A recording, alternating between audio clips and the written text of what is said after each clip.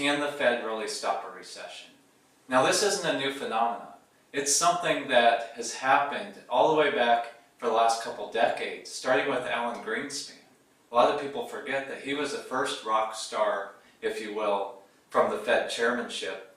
And he made the cover of Time magazine in 1997 because everybody thought that he was able to make what they call the Goldilocks economy. And now here we have, almost a decade later, Ben Bernanke makes the cover of Time magazine as the Person of the Year. And everybody likes to say, you don't want to fight the Fed because the Fed can fight the recession. But can they really?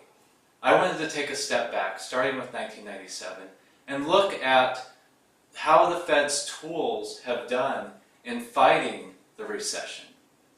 So let's take a look at some of those tools. There's really 5 things that the Fed uses in order to fight a recession. Number 1 is interest rates. Number 2 is the money supply. And then they also have reserve requirements, the discount window, and the discount rate. Now those last 3 are a little bit confusing. So we want to spend a lot of time focusing just on interest rates and money supply. Not only because that's the primary tools that the Fed uses, but also because those other 3 tie almost directly back to what's happening with interest rates and the money supply. Now, the interest rates are something that the Fed always uses to try and combat a recession by lowering interest rates to make borrowing costs much cheaper, trying to stimulate growth in the economy. They also have a tool, such as we learned in the video, of growing the money supply. And whether it's quantitative easing or just some of the other operations that they do, they think that adding excess money to the system will create an environment where there's going to be a lot more spending going on, which is supposed to stimulate the economy. So how has that worked? Let's first of all look at 1997 to 2002 and see how the Fed was able to use those tools to fight the coming recession. Now on these charts, we're looking at the year-over-year percentage change in the stock market, which is the red line. GDP, which is another measure of how we look at the economy, is the blue line. And then the green line is the money supply and the change that the Federal Reserve created in in the monetary system. The dotted line is the interest rates.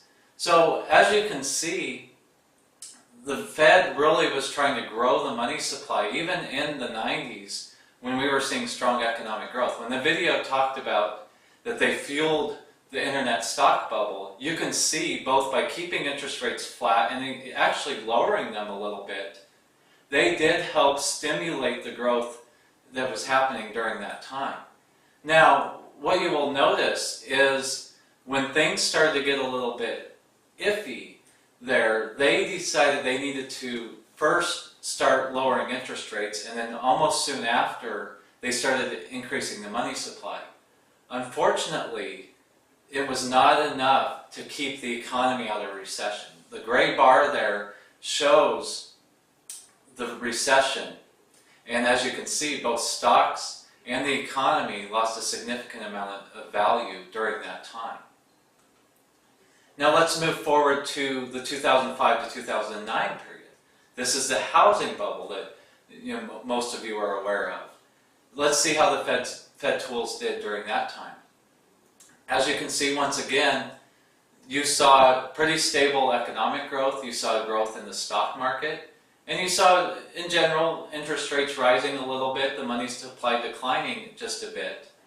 But in 2007, when it started to become apparent that things were developing that were going to cause problems in the financial system, the Fed first started increasing the rate of increase in the money supply.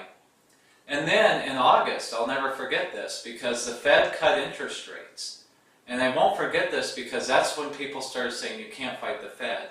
And they were right for a few months.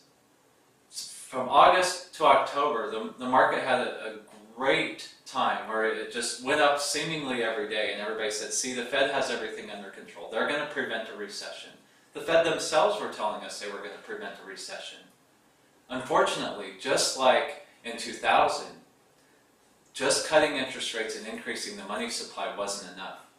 As you can see, as you go through the recession, both stocks and the economy lost value despite interest rates falling. In fact, interest rates got all the way down to zero before the recession was over. And money supply increased at a rate that had never before been seen in the modern era. Now let's move forward to the present day and take a look at 2009 to today. And one thing that's apparent is this is a little bit different than the past two times we've seen. Number one, we are in an economic recovery. It may not feel like it, but by definition we are. Yet interest rates have remained at zero, just like they were at in 2008. Secondly, you can see, unlike the other two periods, we're starting to see stock appreciation not tracking what's happening with the overall economy.